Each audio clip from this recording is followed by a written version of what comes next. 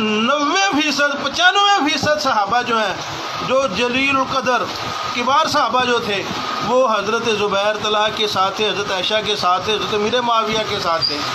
حضرت علی رضی اللہ تعالیٰ عنہ کی کوئی بندہ مائی کا لال، صرف 5 صحابہ ایسے جو جنگ بدر میں شامل ہوں،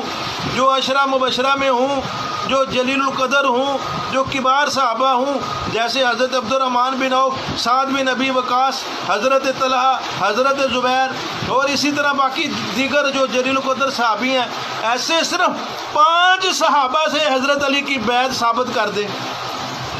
اور بھائی جن کی 5 صحابہ سے بیعت ثابت نہیں ہے،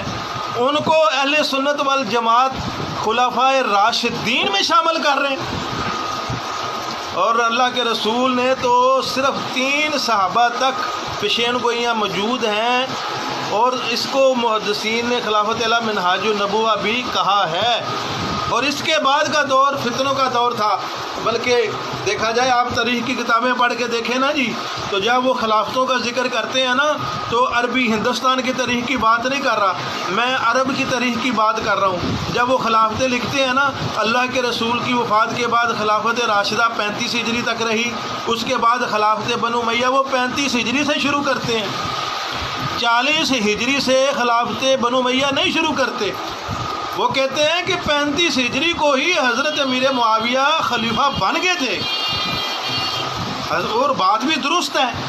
کہ جب حضرت علی اور حضرت امیر معاویہ کی دونوں علیحدہ علیحدہ سلطنتیں قائم ہو گئیں، تو 35 ہجری 36 ہجری کو